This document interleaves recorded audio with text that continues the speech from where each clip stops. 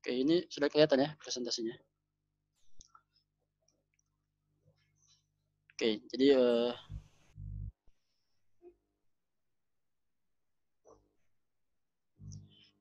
pada bab ini kita akan membahas tentang mesh hosting ya. Jadi mesh hosting ini adalah salah satu kejadian alam ya. Jadi dia merupakan kejadian alam yang terjadi di bumi. Sebentar.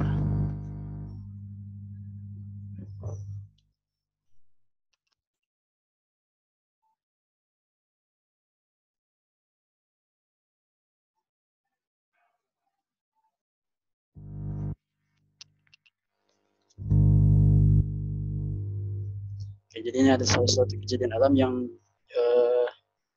juga sering menjadi sumber bencana ya, bagi manusia. Jadi ya kalau yang sudah kita mungkin sudah dibahas juga di awal ya, bahwa kejadian bencana itu tidak akan dianggap sebagai bencana apabila tidak ada faktor risiko di sana atau tidak ada faktor kerentanan manusia yang ada di sana. Jadi mesh hosting ini dia secara umum memang terjadi pada lereng, ya, pada slope, yang mana slope ini sebenarnya tidak semuanya berada di dekat dengan tempat tinggal manusia. Seringkali kita temukan ada longsor yang terjadi di hutan ya, atau di daerah yang memang tidak ada manusia yang tinggal di situ ya. Namun tidak sedikit juga yang longsoran ini terjadi di tempat yang dekat dengan tempat tinggal manusia. Nah, sehingga itulah yang membuat si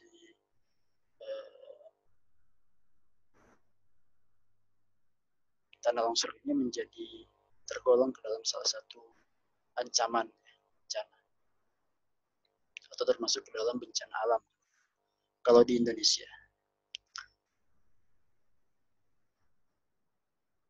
Nah, di sini kita akan bahas mulai dari awal ya, mulai dari definisinya.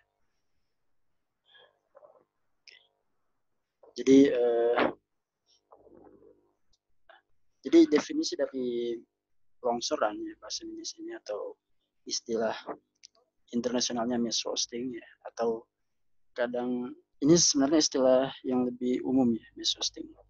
Kalau yang lebih khususnya kadang disebut landslide atau rock slide. Cuma kalau untuk secara konsep kita pakai istilah mesh hosting.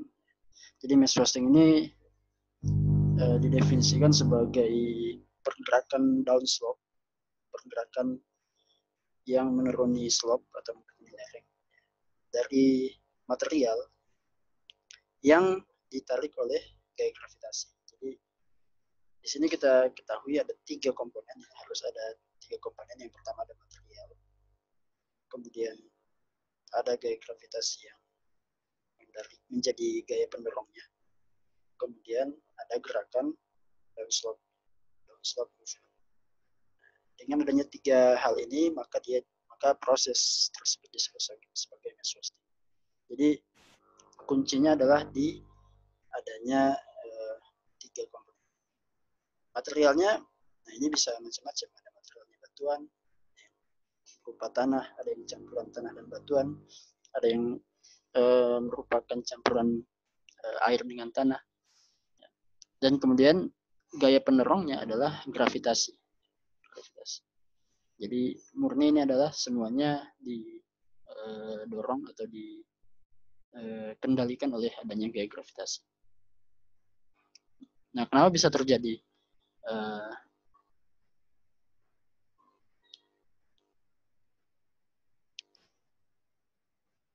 bisa terjadi gimana, suara saya udah jelas nggak?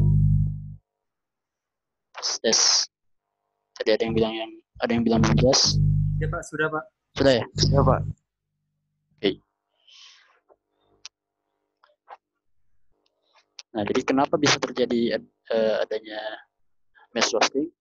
Ini akibat adanya proses yang kita kenal sebagai proses eksogenik atau surface process, ya, proses yang terjadi di permukaan. Dan juga adanya proses tectonic activity, aktivitas tektonik, yang menjadikan ya, slope ini menjadi tidak stabil. Jadi yang perlu dipahami juga, mass wasting ini pasti terjadinya di slope. Ya. Jadi dia selalu terjadinya itu di lereng. Lereng itu apa? Lereng itu adalah permukaan yang miring, permukaan yang miring di permukaan bumi. Jadi adanya proses permukaan ya, yang mana itu menghasilkan pelapukan, kemudian pelapukan menghasilkan material tanah atau menghasilkan batuan yang mengalami pelapukan atau erosi, lepas-lepas, ya, material yang lepas-lepas. Dan bisa didukung juga dengan adanya aktivitas tektonik. Nah, itu akan menghasilkan ketidakstabilan. Nah, ini juga. Jadi kata kunci selanjutnya adalah adanya ketidakstabilan. Jadi kenapa terjadi mass wasting? Karena adanya kondisi yang unstable atau adanya kondisi yang tidak stabil. Kalau kondisinya stabil ada seperti apa ya? Tidak akan terjadi gerakan massa. Tidak akan terjadi gerakan atau terjadi longsoran. Meskipun lerengnya terjal atau meskipun tebingnya terjal. Jadi kondisi tersebut tidak menjadikan longsoran karena kondisinya stabil. Nah, kondisi stabil ini yang setiap lereng itu atau setiap slope itu beda-beda. Yang mana nanti akan ditentukan oleh beberapa faktornya. Contohnya misalnya kemiringan sudutnya atau kondisi materialnya, apakah dia dominan tanah atau dominan batu, apakah di situ ada pembebanan bangunan, apakah di situ ada air yang mengalir. Nah, itu jadi banyak proses, banyak banyak komponen yang mengakibatkan ketidakstabilan pada lereng. Nah, kemudian terkait dengan gerakannya ya, mass wasting itu bisa sangat cepat ya, rapid, atau juga bisa sangat lambat. Jadi range-nya itu bisa sangat luas sekali berkaitan dengan kecepatannya. Jadi kecepatannya bisa kita temukan ada longsoran yang sangat cepat, ya, misalnya contohnya itu longsoran avalanche. Ya. Jadi kalau pernah lihat ya, di film mungkin ya ada longsoran di pegunungan yang bersalju, itu namanya avalanche. Jadi longsoran yang sangat besar dan cepat. Namun ada juga yang lambat sekali. Jadi seakan-akan tidak terasa, prosesnya bahkan sampai bertahun-tahun ya, sampai baru disadari tiang-tiang rumah tiba-tiba miring atau jalan raya tiba-tiba mengalami retakan gitu. Nah, itu jenis-jenis longsoran ya, semuanya tetap disebut sebagai mass wasting meskipun kecepatannya beda-beda. Nah, kemudian perlu adanya evaluasi yang sangat teliti ya terhadap kondisi lereng ya, kondisi slope dan kondisi bukti-bukti geologi untuk apa? Untuk dapat mencegah ya terjadinya mass wasting. Jadi mass wasting ini dia bencana yang masih bisa kita prediksi atau masih bisa kita observasi ya. Jadi dia beda dengan gempa bumi yang relatif sulit untuk kita tebak kapan akan terjadinya. Kalau longsoran ini itu lebih mudah atau lebih memungkinkan untuk diamati karena sebelum terjadinya longsoran biasanya akan ada tanda-tanda, misalnya akan ada retakan di tanah atau biasanya ada pergeseran ya. Jadi lerengnya itu tidak lagi sama dengan kondisi stabilnya. Nah, itu bisa diamati. Tapi tentu menggunakan alat dan juga menggunakan pengamatan yang terus-menerus. Nah, ini seringkali kalau di daerah yang atau di negara-negara yang sudah menerapkan mitigasi bencana longsor. Ya, gimana? Suaranya besar kecil Pak. Nggak kedengaran jadi Pak.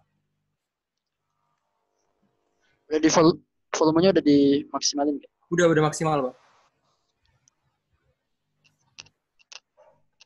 Dia terkadang besar, terkadang kecil, Pak. Jadi gimana gitu, Pak?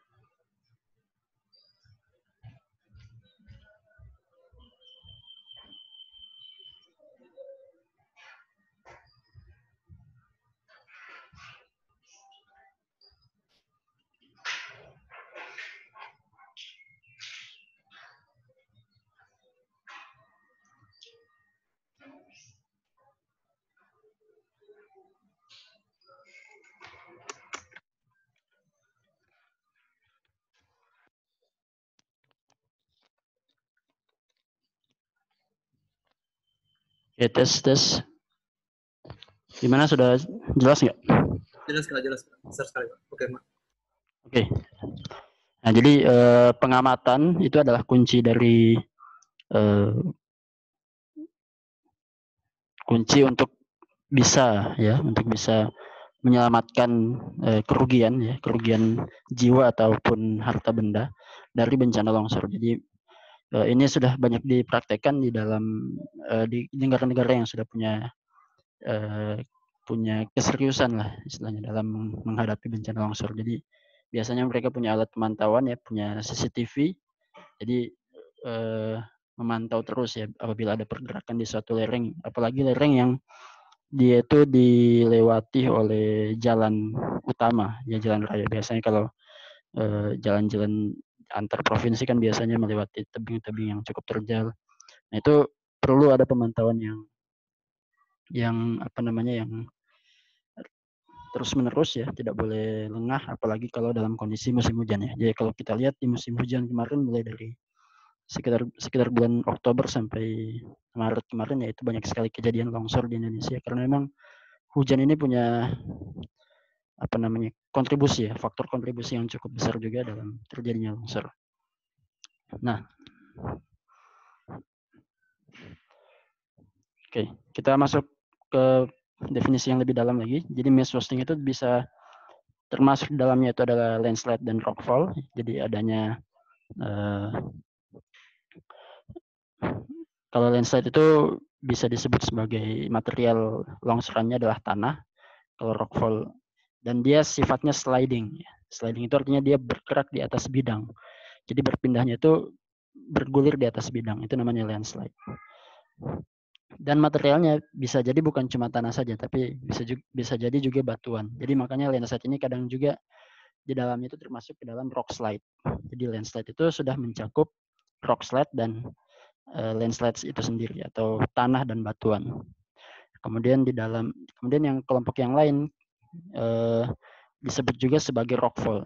Jadi landslide sama rockfall ini dibedakan. Kenapa? Karena mekanismenya berbeda ya. Yang satu sliding, yang satu fall. Kalau fall itu artinya dia jatuh bebas. Jadi bendanya itu memang ditarik oleh gaya gravitasi, tapi tidak bergulir di atas bidang. Dia jatuhnya ya di udara bebas gitu ya. Kemudian tidak membutuhkan media transportasi, jadi tidak beda dengan proses sedimentasi. Jadi ini yang membedakan longsoran mass wasting ya dengan proses transportasi dalam konsep sedimentologi. Jadi kalau dalam sedimentologi kita harus bisa menentukan media transportasinya apa, apakah air ya, apakah es, apakah angin. Nah, tapi kalau dalam mass wasting transportasinya itu tidak dipengaruhi oleh agen-agen tertentu, tapi dia memang murni hanya berpindah karena adanya gaya gravitasi saja.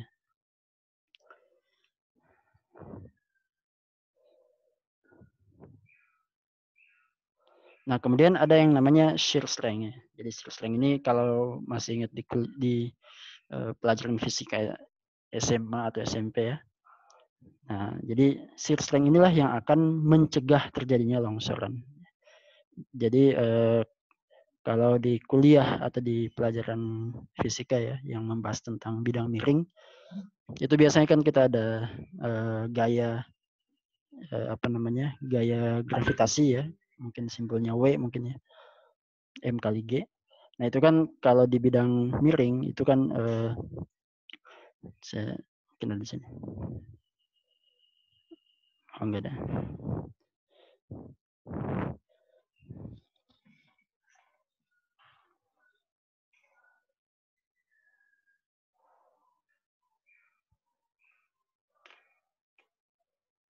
Jadi kalau di bidang miring kan biasanya ada gaya gravitasi yang ke bawah ya. Kemudian ketika dia miringnya itu menyebabkan pergerakan balok di atas bidang miring tersebut, kita biasanya definisikan sebagai mg sin theta ya. Theta-nya adalah kemiringan slopnya, kemudian ada gaya yang menahannya. Nah, itu yang kita sebut sebagai gaya gesek kalau di fisika. Nah, kalau dalam kajian slope stability ya, kestabilan lereng atau yang berkaitan dengan longsoran ini, itulah yang kita sebut sebagai shear strength, kuat geser. Jadi shear strength inilah yang akan menahan batuan atau tanah yang ada di atas lereng itu untuk bergerak ke bawah. Ya, manakala gaya shear strength-nya ini besar, ya, dan melebihi gaya tarik gravitasi ke bawah lereng, maka tidak akan terjadi longsoran. Dan itulah yang kita sebut sebagai stabil. Tapi jika shear strength-nya ini lebih kecil, maka akan terbentuk kondisi tidak stabil. Nah, ketika tidak stabil itu maka terjadilah longsoran. Ya, yang mana nanti shear strength ini pun dipengaruhi oleh faktor-faktor lain. Ya. Misalnya contoh sederhananya misalnya adanya kandungan air dalam batuan. Ya. Makin banyak kandungan air dalam batuan, maka itu akan membuat shear strength dari lereng itu menjadi kecil. Jadi ibaratnya lerengnya itu menjadi bubur gitu, seperti bubur. Jadi dia akan menjadi lunak sehingga tidak mempunyai daya tahan. Tapi juga kalau kandungan airnya sedikit, itu nanti akan membuat material tanahnya menjadi terlalu kering dan itu juga akan mengakibatkan ketidakstabilan. Nah, sehingga nanti akan ada batasnya. Jadi akan ada batasnya yang batas kandungan air yang membuat shear strength itu maksimal. Ya. Nah ini ya. Jadi shear strength itu didefinisikan sebagai inherent natural strength of earth material. Jadi kekuatan alamiah yang tersimpan dalam material batuan. Jadi dia sifatnya bawaan. Ya, manfaatnya adalah untuk mencegah terjadinya pergerakan downslope. Nah, jadi ini yang bisa kita tingkatkan jika kita ingin mencegah terjadinya longsor. Jadi solusinya adalah dengan meningkatkan shear strength, maka itu akan mencegah terjadinya longsor. Oke. Nah ini faktor-faktor yang mempengaruhi mass wasting ya. Mass wasting itu secara utama dia dikendalikan ya oleh gaya gravitasi. Jadi cuma satu yang menggerakkannya, gaya gravitasi. Kemudian dia diperkuat ya dengan beberapa faktor. Misalnya yang pertama adalah dengan kemiringan slope-nya. Ya.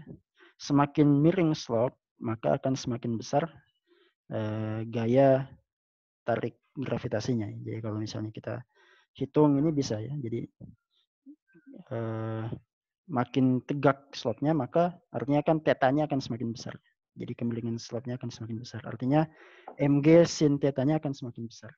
Gaya yang menarik benda di atas bidang ini untuk turun ke bawah itu semakin besar. Nah itu jadi semakin tegak atau semakin terjal kemiringan slope-nya, maka akan mengakibatkan semakin besar pula gaya tarik gravitasinya. Jadi gravitasinya akan semakin besar.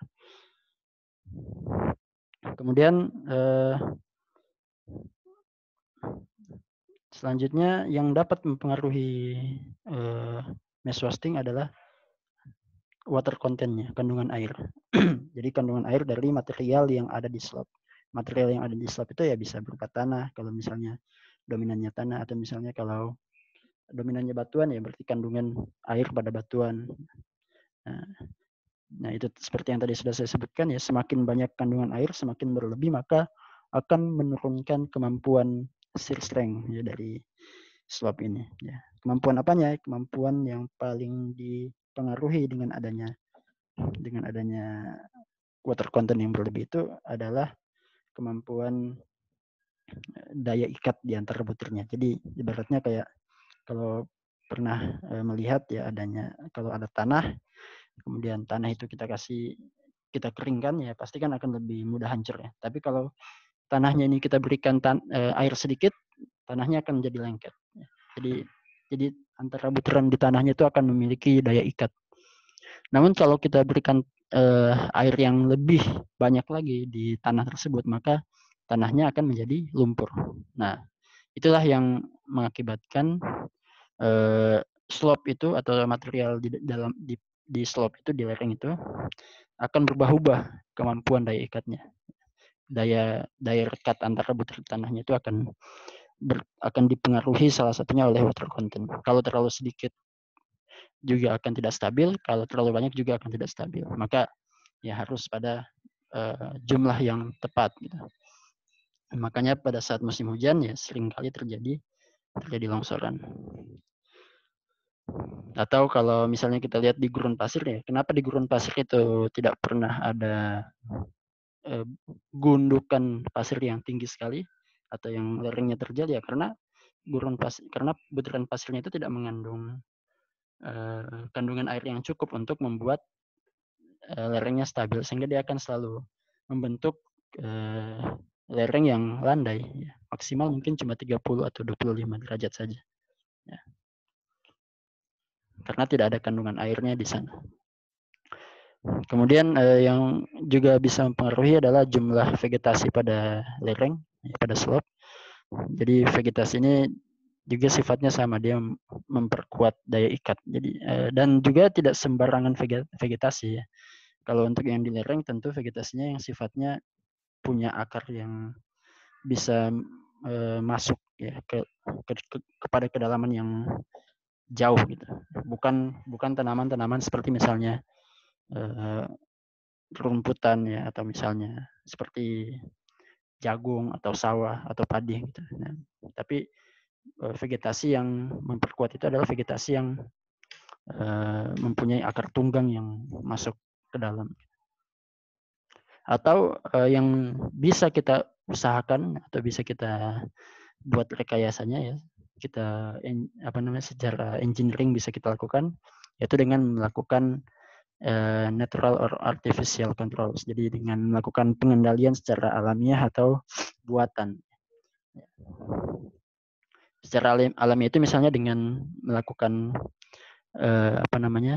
ekskavasi. Jadi kalau misalnya ada lereng yang terjal, kita papas atau kita gali supaya kemiringannya tidak lagi terjal. Jadi ibaratnya kita membuat sudut lereng yang sesuai dengan kemampuan kestabilan dari lereng tersebut.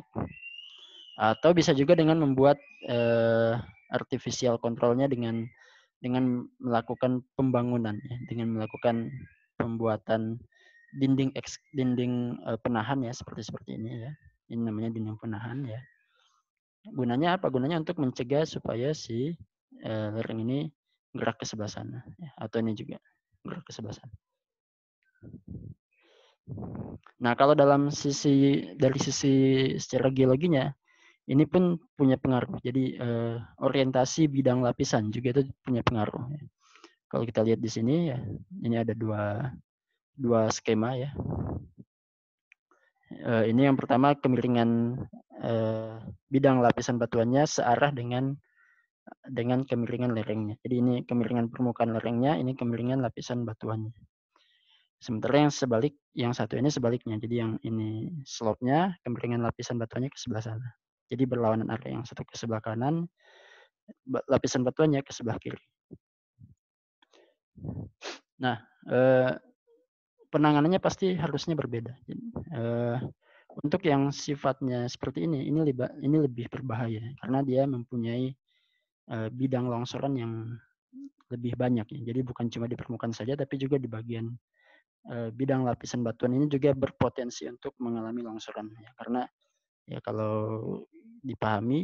kita pahami sama-sama, di bidang lapisan batuan itu adalah bidang yang salah satu bidang lemah. Jadi dia tergolong ke dalam bidang diskontinuitas, bidang yang tidak utuh gitu, tidak berkesinambungan antara lapisan di atas dengan lapisan di bawah. Itu sifatnya diskontinu, dia tidak menyatu ya.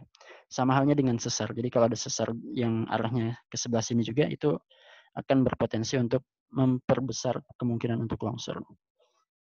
Nah, kalaupun seandainya nanti di sini dibuat dinding penahan, ini tetap tidak akan bisa membantu. Karena apa? Karena dia tidak bisa menahan semua gerakan bidang yang ada di permukaan dan juga yang ada di dalam batuan. Nah, berbeda dengan kondisi yang kedua ini ya, di poin C dan D. Nah, di sini kita bisa lihat dia mengalami kestabilan karena adanya bidang perlapisan batuan yang berlawanan dengan bidang slopnya. Jadi kalau misalnya di sini dibuatkan dinding penahan, ini akan relatif lebih stabil karena dia hanya menahan kemungkinan longsoran di permukaan saja, tapi tidak perlu menahan yang terjadi pada bidang perlapisan batuan. Karena bidang perlapisan batuan malah geraknya berlawanan arah dengan posisi dinding ini. Jadi dinding ini gunanya untuk kalau misalnya kita mau bikin jalan ya, jadi kalau di sini ada jalan supaya jalannya ini aman dari longsoran, maka biasanya dibuatkan dinding seperti ini.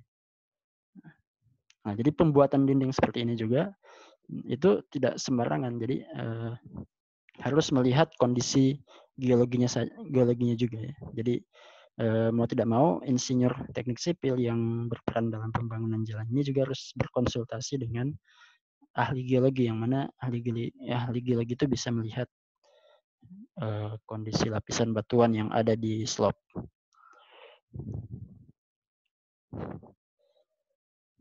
Oke, ini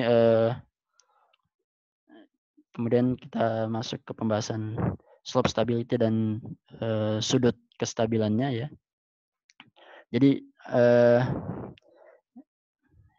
ini yang kita kalau sering juga kita sebut sebagai sudut geser dalam ya, atau internal friction ya, sudut geser dalam atau angle of repose ya. Jadi ini adalah sudut maksimum yang bisa dipertahankan oleh material ya tanpa terjadinya longsoran ya. Jadi percobaannya sederhana ya. Jadi jika misalnya ini contohnya materialnya adalah gula. Kalau misalnya kita jatuhkan gula dari satu ketinggian ya, dalam jumlah yang banyak, maka secara alamiah nanti akan terbentuk semacam bukit ya, dan kemudian nanti bukitnya ini akan membentuk sudut tertentu ya. Nah, inilah yang kita sebut sebagai angle of repose. Ini adalah sudut yang paling stabil yang bisa dibentuk oleh sudut maksimal yang stabil ya, sudut maksimal yang stabil yang bisa dibentuk oleh tumpukan gula. Jadi kalau gulanya kita tumpuk terus, dia tidak akan menumpuk ke atas sampai ke sini, tidak akan membentuk sudut yang lebih terjal lagi. Ini sudah maksimalnya. Nah, inilah yang kita sebut sebagai disebut di sini angle of repose, atau kita juga sering sebut sebagai internal friction, sudut geser dalam. Jadi setiap material itu mempunyai nilai sudut geser dalam yang berbeda-beda ya. Dalam contoh ini mungkin gula ini mungkin punya, kalau gula ini pun dia sebenarnya tidak semua sama, tergantung kepada ukuran butir gulanya. Kalau misalnya ukuran butir gulanya itu halus, dia biasanya akan lebih kecil sudut kestabilannya. Kalau ukuran gulanya lebih kasar, lebih balok gulanya lebih besar, itu biasanya akan lebih besar sudutnya. Makanya di sini disebutkan ya, kemungkinan di material yang sifatnya unconsolidated ya. Jadi ada namanya material unconsolidated, material yang tidak solid, material yang dia itu tidak mempunyai daya ikat antara satu butiran dengan butiran yang lain ya. Kalau di batuan kan kita ketahui ada namanya semen. Jadi semen itu membuat butiran batuan itu terikat satu sama lain. Tapi kalau dalam kondisi tanah, ya itu tergolong kepada material yang unconsolidated, ya tidak solid, tidak saling berikatan. Nah, maka pasti akan ada sudut geser dalamnya. Ya, sudut geser dalam untuk pasir itu biasanya 30 derajat. Ya. Tapi itu pun tergantung kepada jenis pasirnya. Apakah pasirnya halus, ya, apakah pasirnya medium atau pasirnya kasar. Nah ini. Nah ini yang akan menentukan. Jadi kalau misalnya kita punya bukit pasir, ya, kemudian kita ingin bentuk bukit pasir itu dengan sudut kemiringan lerengnya 50 derajat, maka pasti tidak stabil. Ya, maka pasti tidak akan stabil. Nah, tapi kalau misalnya kita butuh, memang sangat butuh untuk bikin sudut kemiringan 50 derajat, dan itu demi kepentingan pembangunan, ya misalnya seperti tadi jalan, ya, jalan kan kita harus bikin potongan, ya, kita harus bikin potongan terhadap jalan tadi, sehingga harus ada bagian yang tegak. Nah, maka untuk mengkompensasi ketidakstabilannya, maka dibuatlah rekayasa, ya, dibuatlah dinding penahan. Nah itu jadi ketidakstabilan itu harus diakomodir dengan adanya artificial, ya, artificial stability. Oke. Nah kemudian ada namanya sifat kohesi. Nah ini tadi yang sudah sempat saya sebutkan. Sifat kohesi ini artinya adalah, kalau masih ingat di pelajaran fisika SMP kalau nggak salah, kohesi itu artinya daya ikat antara material yang sejenis. Jadi ya seperti tadi yang saya contohkan, daya ikat antara butir tanah atau antara butir pasir, nah itu yang disebut sebagai kohesi. Nah daya kohesi ini itu biasanya berkaitan juga dengan kandungan water contentnya, kandungan airnya. Jadi nah ini yang harus kita perhatikan. Jadi sudut geser dalamnya, kemudian kohesi dari materialnya. Lagu lain apa ya, Mas? Apakah stabil atau tidak stabil?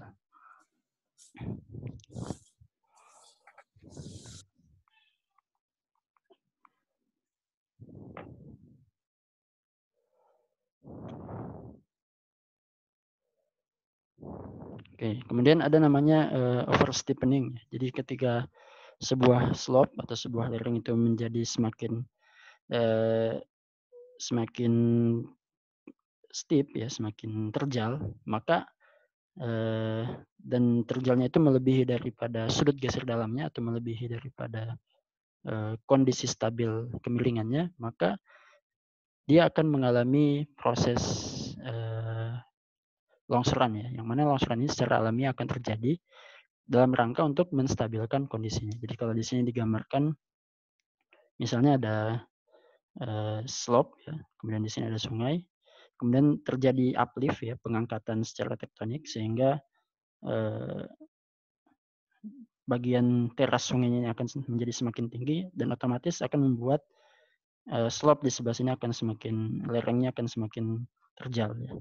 Nah, jika dia melebihi angle of repose-nya atau melebihi internal friction-nya, maka akan terjadi proses longsoran yang secara alami, ya, yang mana ini akan membentuk kembali kondisi seperti saat ini, ya.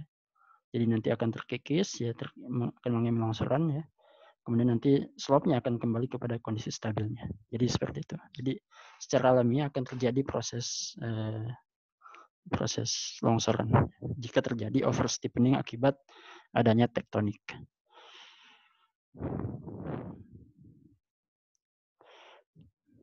Nah ini tadi water content, ya, penjelasannya. Jadi water content ini mengisi space atau mengisi rongga di antara butiran atau porositas, yang mana water content ini dipengaruhi juga oleh porositas. Jadi seberapa banyak rongga yang dimiliki oleh material yang ada di slope, ya. Kemudian juga dipengaruhi juga oleh permeabilitas. Seberapa permeabel atau seberapa terhubung porositas yang ada di lereng tersebut. Kemudian setiap butiran, ya, ini kalau kita lihat di butiran ini itu ada namanya surface tension atau gaya tarik di permukaan butiran, ya, yang ini akan menahan, ya, material itu untuk selalu merekat, ya. Nah, jika terjadi kondisi saturasi, kondisi jenuh, ya ini yang tadi yang sudah saya jelaskan juga. Jika terjadi kondisi jenuh, maka dia akan mengalami ya seperti saat ini, seperti di gambar ini. Jadi akan seperti bubur ya, seperti lumpur. Nah ini kondisinya. Jadi kalau seandainya kondisi awalnya itu dry sand ya, pasir yang kering, maka akan terbentuk lereng seperti ini ya, dengan sudut ya, sudut angle of repose-nya sesuai dengan sudut maksimum yang bisa dia bentuk. Kalau misalnya diberikan dibasahi sedikit, maka angle of repose-nya itu akan meningkat. Jadi dia akan memiliki kekuatan untuk saling menahan ya satu sama lain menjadi lebih tinggi. Awalnya kan di sini tidak mempunyai kohesi ya. Jadi kohesinya di sini 0, ya, tidak mempunyai daya ikat, tapi ketika dibasahi sedikit maka di sini akan ada namanya surface tension. Jadi akan terbentuk daya tarik ya antara dua permukaan butiran ini. Jadi butiran yang satu dengan butiran yang lain itu seakan-akan ada perekatnya, ada lemnya, ada semennya. Yang mana nanti itu akan meningkatkan angle of repose yang bisa dibentuk oleh pasir tadi. Tapi kalau misalnya diberikan lebih banyak lagi, maka akan terjadi kondisi saturasi atau kondisi jenuh. Nah, jadi inilah yang akan terjadi ketika water content itu berlebih di lereng, di material dari suatu lereng. Oke. Nah ini vegetasi dan iklim ya. Jadi vegetasi itu berpengaruhnya itu dalam hal sistem akarnya, sistem perakarnya, yang nanti itu akan menahan soil atau menahan tanah itu untuk selalu terikat. Kemudian adanya tumbuhan atau adanya vegetasi juga itu akan membantu penyerapan air sehingga mencegah saturasi atau mencegah kejenuhan air di material lereng ya. Dan otomatis mencegah terjadinya ketidakstabilan lereng.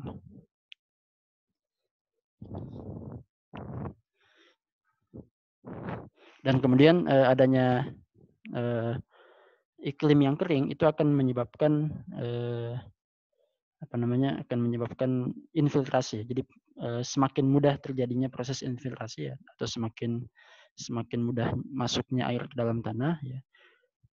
Umumnya pada saat terjadinya hujan deras. Kemudian faktor yang mendukung ya atau mempengaruhi kestabilan lereng juga diantaranya adalah ini ya, gempa bumi ya, kemudian adanya gunung api dan hal-hal lain yang sifatnya itu dia men-trigger. Jadi trigger itu artinya memicu. Jadi kadangkala di alam itu kita temukan ada lereng yang sebenarnya dia itu tidak stabil. Kondisinya tidak stabil. Tapi tidak selalu kondisi lereng yang tidak stabil ini langsung terjadi longsoran. Kadangkala ada yang kondisinya tidak stabil tapi dia tetap bisa bertahan. Kenapa bisa seperti itu? Karena tidak ada faktor yang men-triggernya atau tidak ada faktor pemicu untuk terjadinya longsoran. Nah, faktor yang memicu terjadinya longsoran ini biasanya berkaitan dengan kegiatan atau aktivitas yang menghasilkan getaran, ya. menghasilkan gangguan. Jadi ibaratnya kayak kalau di contoh bidang miring di pelajaran fisika ya, kan kita kenal ada namanya gaya gesek statis ya, ada gaya gesek statis. Jadi ibaratnya kalau kondisi tidak stabil itu sudah tercapai kondisi gaya gesek statis sudah sama dengan gaya gravitasi yang mg sin tetanya ya, mg sin tetanya. Sehingga kita hanya tinggal butuh gaya tambahan sedikit ya, butuh m kali a sedikit saja. Itu sudah cukup untuk terjadinya gerakan. Jadi baloknya itu sudah bisa meluncur turun di bidang miringnya. Nah, M tambahan atau F tambahan itu biasanya muncul dari proses ini ya. Kalau bukan dengan gempa bumi, jadi adanya gempa bumi itu akan menghasilkan getaran dan getaran itu akan memicu ya, akan men-trigger terjadinya longsoran. Kemudian adanya gunung api juga itu kan ada getarannya juga. Jadi getarannya akan menghasilkan gaya tambahan sehingga si material di lerengnya itu akan otomatis akan bergerak ya. Yang awalnya memang sudah tidak stabil, ya sudah kandungan airnya sudah tinggi, kemudian kohesinya rendah, kemudian sudah melebihi angle of repose-nya atau sudah melebihi sudut geser dalamnya. Jadi angle of repose itu sama dengan sudut geser dalamnya. Nah, sehingga tinggal tunggu gaya tambahan sedikit saja itu sudah cukup untuk menjadikannya longsor. Nah, ini kadang-kala kita tidak aware, jadi kita lihat oh ini stabil-stabil aja nih, nggak ada yang longsor nih. Nah, bisa jadi enggak, bisa jadi justru ada. Jadi kalau misalnya kita bisa petakan, bisa jadi ada lereng yang memang stabil, yang memang kondisinya itu memang stabil, dan ada juga yang sudah tidak stabil. Jadi dia tinggal menunggu pen-triggernya saja. Bisa dengan gempa bumi, bisa dengan gunung api, atau bisa juga di sini, bisa juga dengan adanya pembangunan jalan, ya, pembangunan bangunan di atas lerengnya, atau adanya aktivitas manusia yang membuat si lereng itu mendapat gaya tambahan, ya. Bisa jadi seperti itu. Atau misalnya bahkan adanya mobil yang sering lewat lalu lalang di jalan raya yang dekat dengan lereng yang tidak stabil, itu pun bisa menjadi faktor pemicu atau ya pemicu dari terjadinya longsoran. Oke ya, jadi itu secara faktor yang mempengaruhi. Jadi mempengaruhi mesh hosting ya. Jadi ada yang kita sebut sebagai driving faktornya, ya. Driving faktornya adalah hanya satu, gravitasi. Kemudian kalau faktor yang mempengaruhinya itu ada banyak ya, ada vegetasi, ada iklim, ada water content, ada slope stability dan atau angle of repose. Ya. Jadi ya ini influence-nya. Jadi slope stability, angle of repose-nya 1, kemudian water content-nya 2, kemudian vegetation dan climate-nya. Ya mungkin diringkas jadi 3 poin ya, atau 4 poin bisa dipecah ya, vegetasi dan iklimnya. Nah, itu faktor yang influence-nya, faktor yang mempengaruhinya. Dan faktor pemicunya, nah itu bisa gempa bumi, bisa gunung api, ya volcano, atau bisa aktivitas manusia yang memberikan gaya tambahan yang memicu terjadinya longsor pada lereng yang memang sudah tidak stabil. Jadi faktor pemicu ini hanya akan berfungsi atau hanya akan menghasilkan longsoran jika lerengnya memang tidak stabil. Tapi kalau lerengnya stabil, ya mau ada gempa, mau ada pembangunan juga, ya itu tidak akan berdampak besar terhadap terjadinya longsor.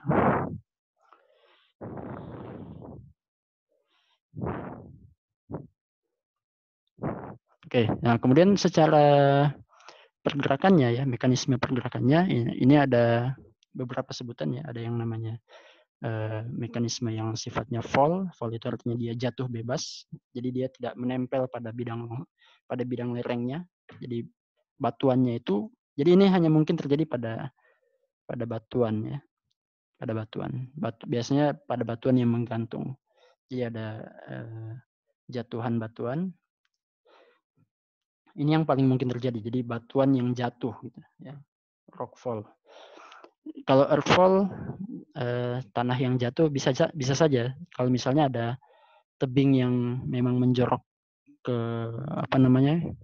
menjorok lebih keluar ya. Jadi bagian atasnya itu lebih membentuk semacam anjungan gitu. Jadi ketika dia jatuh ya jatuhnya berupa tanah, jatuh bebas gitu. Tapi ini kondisinya jarang sih. Lebih sering terjadinya rockfall. Kemudian ada mekanisme sliding ya, slide. Jadi dia bergerak ya pada bidang permukaan ya, pada bidang permukaan. Kemudian ada yang mekanismenya itu flowing, jadi dia materialnya itu bergerak di lereng dalam dengan pergerakan yang seperti fluida, seperti cairan. Jadi dia biasanya sudah bercampur dengan air gitu. Atau ada juga yang gerakannya itu creeping. Creeping itu artinya dia merayap, jadi dia perlahan-lahan, imperceptible downslope movement. Jadi dia gerakannya itu ya kecil sekali. Dan ini biasanya prosesnya bertahun-tahun. Kadang setahun cuma gerak 10 cm, 20 cm. Jadi tidak terlihat secara secara drastis gitu. Jadi kadang ini biasanya kalau kita lihat di jalan ya, jalan tol biasanya tahun ini perlu dibangun jalannya, kemudian tahun depan biasanya kelihatan tuh udah mulai retak-retak. Nah, ini itu bisa jadi tergolong kepada creeping. Dan biasanya juga terjadinya di slope yang lebih landai, ya, lebih kecil kemiringannya. Nah, ini ilustrasinya ya. Ini yang namanya mekanisme fall, jadi dia jatuh. Gerakannya itu ke bawah. Kemudian ada yang namanya sliding ya. Sliding ini bisa jadi dua ya. Ada yang sliding itu pada bidang yang datar ya, planar seperti ini ya. Ini namanya rock sliding. Atau juga ada yang gerakannya itu dia rotasional. Jadi dia bidang longsorannya itu dia melengkung seperti ini. Ini namanya sliding tapi masuk ke dalam kelompok slam. Kemudian ini yang flowing ya, flowing. Jadi dia biasanya kita sebut juga sebagai banjir bandang kalau berkaitan dengan air yang numpuk di atas. Jadi biasanya ada hujan di atas ini, kemudian hujannya itu terbendung dulu biasanya di sini. Biasanya terbendung karena adanya pohon-pohon tumbang ya, adanya pohon-pohon yang menghambat aliran sungai sehingga nanti numpuk di sini sampai satu titik tertentu bendungannya tidak mampu, bendungan alami tidak mampu menahan, kemudian jebol dalam bentuk banjir. Jadi air bercampur dengan batang-batang pohon, dengan longsoran tanah. Nah, ini yang creeping. Jadi creeping ini juga secara mekanisme dia tuh sebenarnya flowing. Jadi dia pelan-pelan ya. Tapi dia perlahan sekali, jadi lambat sekali. Jadi kadang terlihat ya tiang listrik tiba-tiba miring gitu, atau misalnya ada pagar yang awalnya posisinya di sini tiba-tiba geser ke bawah. Nah, itu namanya creeping. Nah, ini penjelasannya. Jadi fall itu adalah ketika material itu detach. Detach itu artinya lepas ya. Lepas dari slope-nya ya, kemudian free fall, jatuh bebas menuju tanah di bagian bawahnya. Nah, ini ada yang namanya rock fall ya. Falls pada lapisan batuan ya. Yang ini biasanya terjadinya itu pada daerah yang memiliki proses frost wedging. Jadi jadi kalau di daerah yang dingin, yang punya iklim dingin, itu biasanya punya kemungkinan batuan yang pecah akibat pendinginan pemanasan yang terjadi berulang-ulang ya. Jadi kadang-kadang dingin, kemudian kadang-kadang panas sekali. Nah, itu menghasilkan benda itu akan pecah. Jadi batuannya itu akan pecah, dan pecahnya itu dalam blok-blok yang besar. Jadi beda dengan pecahnya batuan di daerah yang tropis. Kalau daerah yang tropis itu pecahnya biasanya lebih halus. Makanya kan di daerah tropis itu ketebalan tanahnya lebih tinggi karena batuan itu pecahnya dalam ukuran yang lebih kecil-kecil. Berbeda dengan di daerah yang memiliki iklim yang dingin ya. Misalnya di iklim 4 musim ya, subtropis, atau di iklim yang lebih dingin lagi, itu biasanya blok-blok batuannya lebih besar. Jadi hasil pelapukan batuannya akan lebih besar-besar. Kemudian ini adalah proses yang paling cepat ya, karena memang dia tidak ada gaya gesekan. Jadi memang kecepatannya adalah yaitu sama dengan percepatan gravitasi ya. 9,8 meter per sekon pangkat 2. Jadi dia cepat sekali, singkat sekali gerakannya. Kemudian kebanyakan adalah jatuhan-jatuhan kecil. Jadi kadang-kadang ya ukuran batuannya mungkin cuma diameter 10 cm, 20 cm, 30 cm. Tapi itu sudah tergolong ke dalam rockfall. Jadi rockfall. Dan ini menjadi masalah juga di dalam di dunia transportasi. Ini jadi masalah. Seringkali kita dapati ada lereng yang kemudian punya potensi rockfall yang tinggi. Jadi rockfall ini mungkin tidak menimpa mobil secara langsung, tapi dia akan menutupi jalan. Dan kalau menutupi jalan kan jadinya akan menghambat ya, atau tidak akan ya mengganggu transportasi. Nah, kalau terjadi rockfall yang besar, itu biasanya akan men-trigger atau akan memicu terjadinya longsoran yang sangat besar yang kita sebut sebagai avalanche. Jadi avalanche ini longsoran yang sangat besar yang biasanya terjadi di di gunung bersalju ya, gunung bersalju. Nah, kemudian ini ada slide ya. Slide ini adalah ketika material itu bergerak pada suatu well defined basal surface, jadi pada bidang ya, bidang longsoran yang sudah terbentuk ya, yang well defined. Biasanya kalau kita mempelajari longsoran yang punya mekanisme slide, ini akan kelihatan bidangnya. Nah, ini ada yang tergolong kepada rock slide ya. Ini melibatkan gerakan cepat ya, yang downslope, yang gerakan menuruni lereng, kemudian sliding, menggelincir dari segmen batuan. Jadi lapisan batuan yang jatuh ke bawah. Kalau di Indonesia mungkin ini akan jarang ditemukan ya, karena memang biasanya di Indonesia itu pasti akan selalu ada tanahnya gitu. Akan selalu ada tanahnya.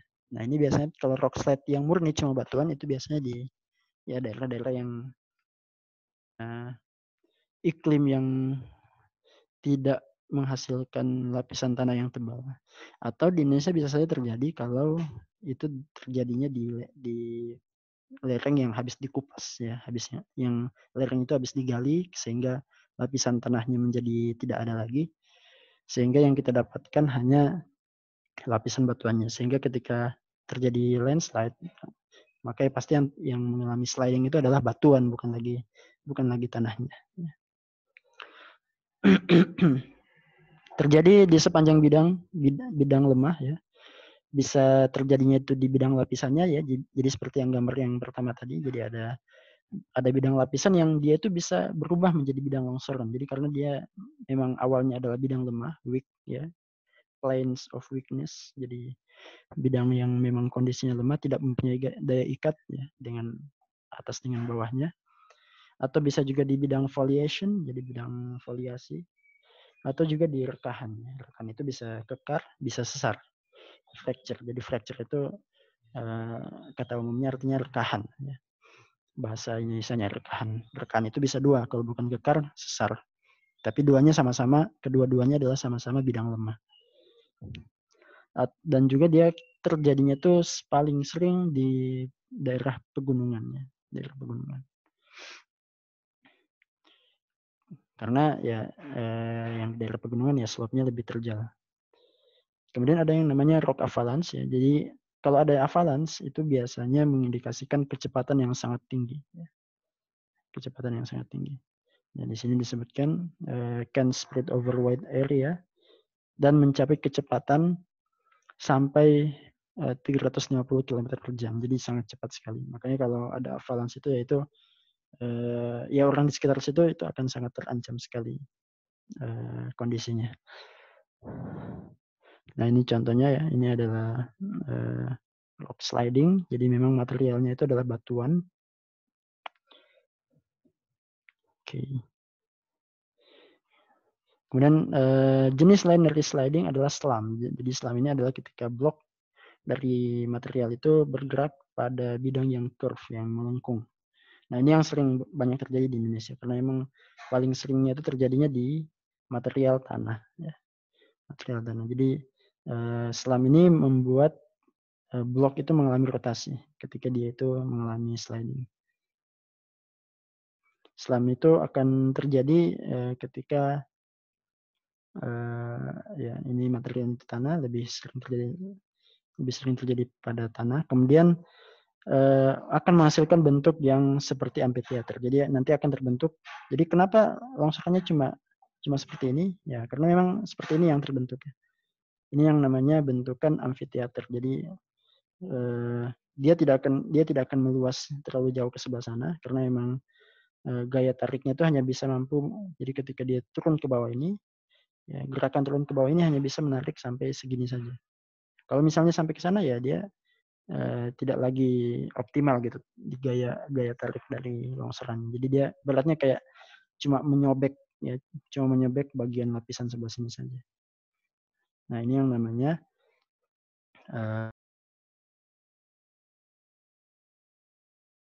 tes.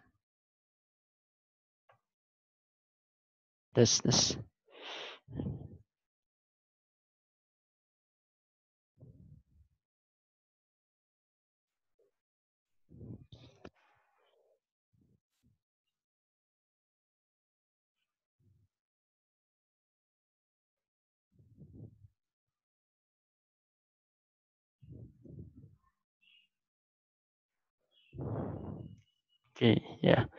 Jadi di sini nanti akan terbentuk yang kita sebut sebagai head wall scarp atau mahkota. Kemudian di sini kita sebut sebagai bagian paling bawahnya, tempat di mana si material longsoran itu jatuh. Ya, bagian paling ujungnya kita sebut sebagai toe, ya, ya, jari kakinya. Ya. Jadi ini adalah anatomi dari longsoran, ya, anatomi dari longsoran.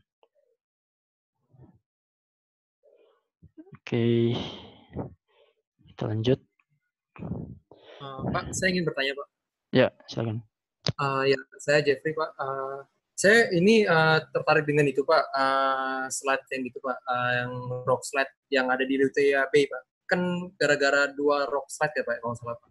Yang mana? Yang pertama kan gara-gara batuannya jatuh, habis itu kedua terkena gletser, Pak. Tapi saya masih bingung, Pak, mekanisme yang ada di Lutaya Bay itu, Pak. 1958, Pak, ya? Yang mana? Yang gambar mana? Oh, bukan, nggak dari sini, Pak. Oh, gimana? Yang mekanisme dual rock slide, Pak. Terus? Di Lutaya Bay. Ya, terus gimana? Yang pertama kan gara-gara dia rock slide, Pak. Terus kedua, gara-gara rock slide itu si gletser juga ikutan jatuh. Yeah. Nah, si gletser jatuh itu kan juga dikatakan rock slide, kan, Pak. Tapi kenapa dari rock slide yang kedua bisa mengakibatkan gelombang yang besar, Pak, pada saat itu, Pak? Yang sangat besar. Oh, gelombang ya. Ya, kalau longsoran memang bisa, kalau dia jatuhnya di di tubuh air, itu bisa menghasilkan tsunami bahkan. Jadi bahkan bisa menghasilkan tsunami. Jadi, iya, Pak. Iya. Kalau nggak salah kan ketinggiannya 500 meter, Pak, ya. Salah satu paling tinggi gitu, nggak salah. Jadi memang kalau tsunami itu kan memang kan tsunami itu kan gelombang ya. Jadi kenapa kita sebut tsunami? Karena dia menghasilkan bentukan gelombang besar. Dan gelombang itu ya terjadinya karena adanya goncangan, adanya sumber energi. Jadi kan gelombang itu definisinya energi yang berpindah, kan. Energi yang berpindah. Jadi entah itu energinya berupa gerakan sesar ya, atau juga kalau ya seperti di Krakatau tahun berapa tuh? Yang Selat Sunda 2019 ya. Nah, itu kan sama aja. Jadi adanya longsoran, kemudian jatuh ke tubuh air ya, kemudian menghasilkan gelombang. Nah, sama juga seperti yang tadi yang di pertanyaan tadi itu. Jadi adanya jadi bukan masalah jenis longsorannya, tapi masalah ada material yang masuk ke dalam tubuh air kemudian menghasilkan gelombang. Jadi di situ dia ininya. Kenapa bisa ada gelombang?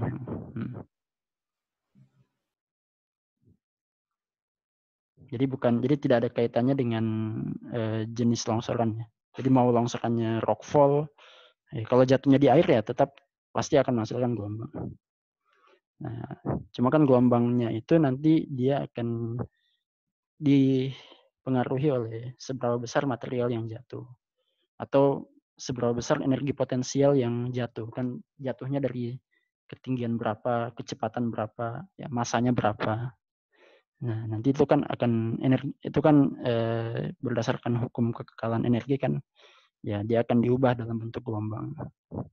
Nah, gelombangnya akan terekspresikan dalam bentuk tinggi gelombangnya dan jauh penjalarannya. Kita lanjutkan ya. Nah, ini mekanisme yang flowing ya. Jadi ketika ada gerakan yang downslope ya, seperti fluida yang kental. Nah, ini terjadi pada lereng. Biasanya terjadi pada material yang sifatnya itu water saturated ya, yang sudah jenuh air. Yang contohnya itu biasanya kita sebut. Jadi dalam mekanisme flowing ini ada contohnya yang namanya mud flow kalau materialnya itu semuanya tanah. Kalau materialnya campuran antara tanah dengan pecahan-pecahan batuan kita sebut sebagai debris flow ya. Kemudian kalau earth flow ini dia sifatnya lebih kering ya dibandingkan dengan mud flow. Kemudian ada solifluction, jadi ini sifatnya mungkin mirip seperti liquefaction. Kemudian yang creep ya, creep ini kalau dia pergerakannya itu perlahan-lahan. Nah ini contohnya kalau ada terjadi creep, jadi ini lapisan ini yang harusnya ini ada slope di atasnya, kemudian ini lapisan harusnya lurus seperti ini, tapi karena adanya creep dia secara perlahan dia melengkung ya, melengkung karena adanya gaya gravitasi yang menarik ke sebelah sana. Ya. Jadi si lapisan ini menjadi melengkung.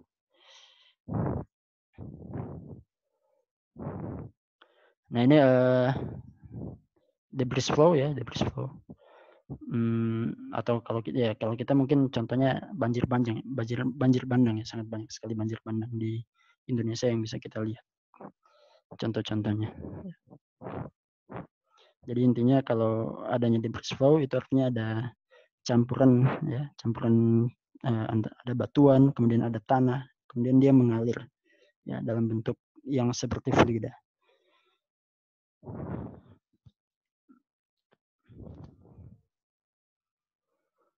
Nah, kemudian bagaimana meminimalisir bahaya dari mesh wasting ini? Yang perlu kita pahami adalah yang pertama, setiap bentuk dari mesh wasting ini, entah itu yang sifatnya flowing, ya, sliding, fall, ya, itu semuanya sifatnya destruktif karena dia merubah struktur tanah, yang mana tanah ini adalah tempat manusia itu membangun, ya, tempat kita membuat pondasi. Jadi sifatnya pasti akan selalu destruktif.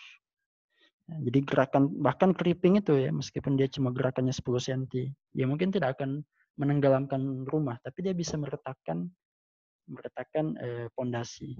Ya. Dan kalau rumah itu kalau pondasinya sudah retak ya, sudah miring, apalagi ya nggak bisa lagi ditinggali. Artinya dia sudah tidak punya kekuatan lagi. Ya. Tidak punya kekuatan lagi. Apalagi kalau sudah miring ya. Kalau sudah miring ya siapa yang mau tinggal di bidang yang miring gitu.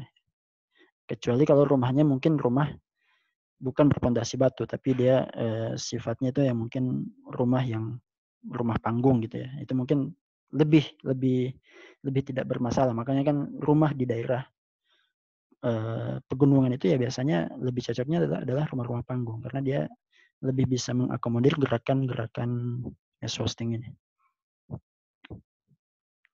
Namun yang harus kita pahami juga, bahaya dari mesh wasting ini itu masih bisa kita prediksi ya. dan sangat bisa untuk kita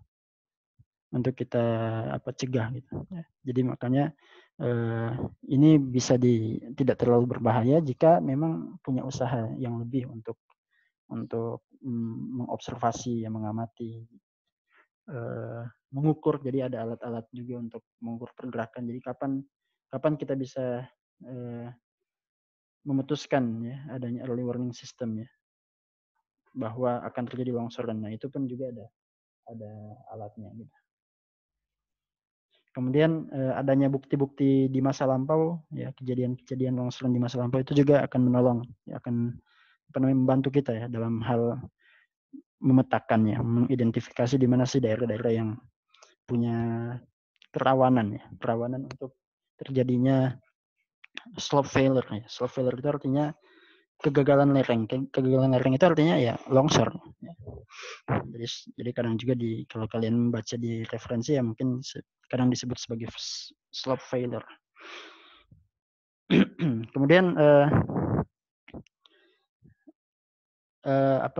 untuk bisa menghasilkan prediksi yang baik ya perlu juga kita lakukan adanya pemetaan atau adanya lokalisasi potensial triggers, pemicu potensial pemicu gitu.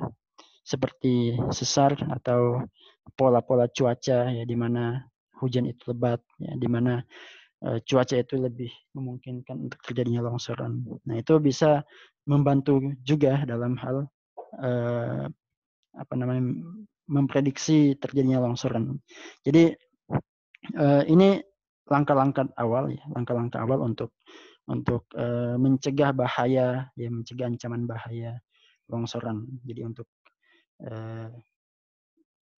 sebelum kita menguatkan ya, sebelum kita melakukan mitigasi dalam hal yang sifatnya struktural ya, misalnya dengan adanya dinding penahan atau dengan melakukan penggalian lereng supaya lebih landai. Nah, terlebih dahulu harus kita petakan dulu ya, harus kita petakan dulu. Nah, disitulah gunanya ilmu geologi kalian ya, nanti kalian akan belajar pemetaan. Ya, salah satu gunanya adalah untuk mengetahui di mana sih daerah yang punya potensi longsor, di mana yang relatif aman terhadap longsoran.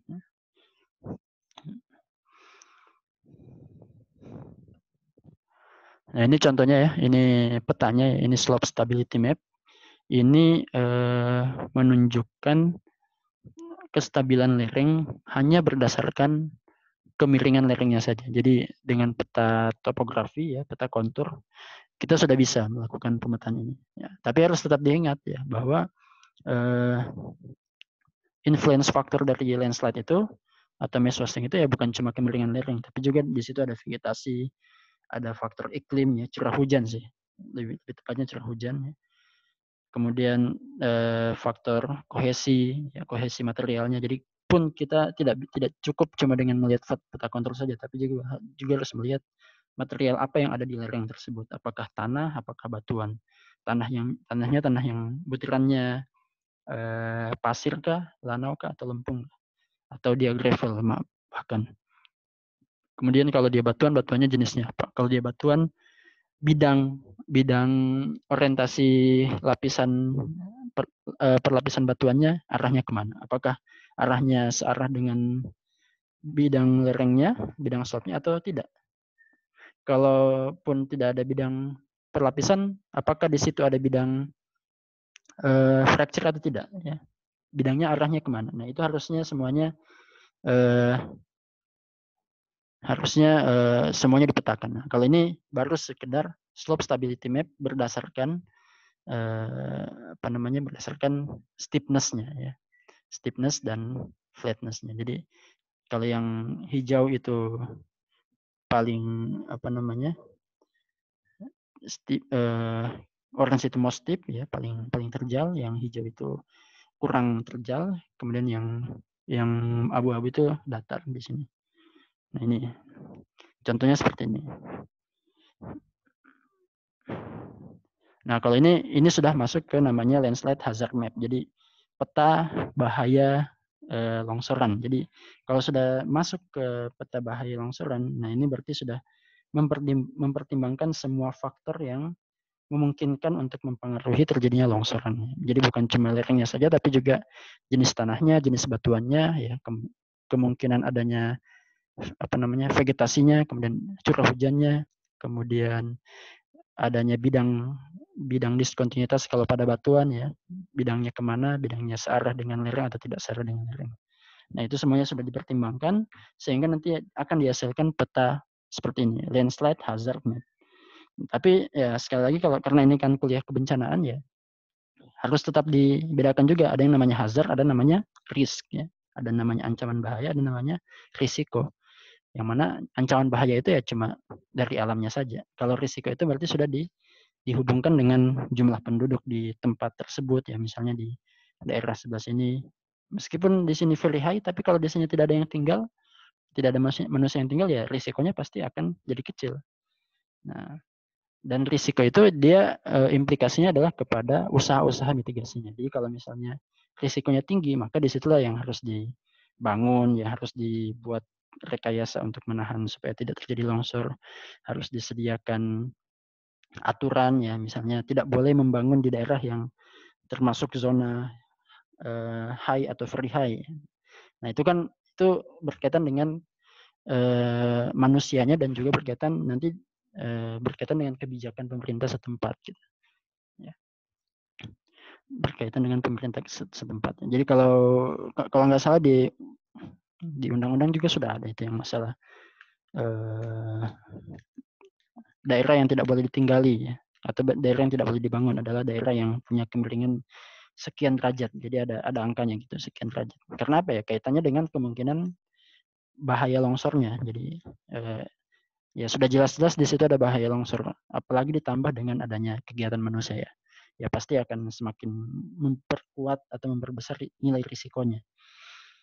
Nah itu jadi aktivitas kita di sini ya, aktivitas kalian nanti sebagai ahli geologis yang bisa memetakan bahaya longsor itu nanti akan ada kaitannya dengan kebijakan juga ya. Dengan pengambilan keputusan ya, di mana sih daerah-daerah yang bisa bisa dipakai untuk kegiatan bisnis atau kegiatan manusia, di mana yang tidak boleh. Gitu. Nah, itu kaitannya dengan bahaya dan juga risiko. Oke. Nah ini beberapa usaha yang kalau misalnya sudah ada suatu daerah yang hazardnya tinggi, kemudian di situ juga risikonya tinggi, maka otomatis untuk mengurangi hazardnya, maka dibuatlah ya beberapa rekayasa ya. Jadi ini mass wasting dan efeknya itu bisa diminimalisir melalui proses rekayasa. Diantaranya dengan reducing slope, jadi dengan memperkecil sudut kemiringannya. Jadi awalnya mungkin terjal seperti ini ya dipotong gitu, digali, digali supaya lerengnya itu menjadi semakin lebih landai.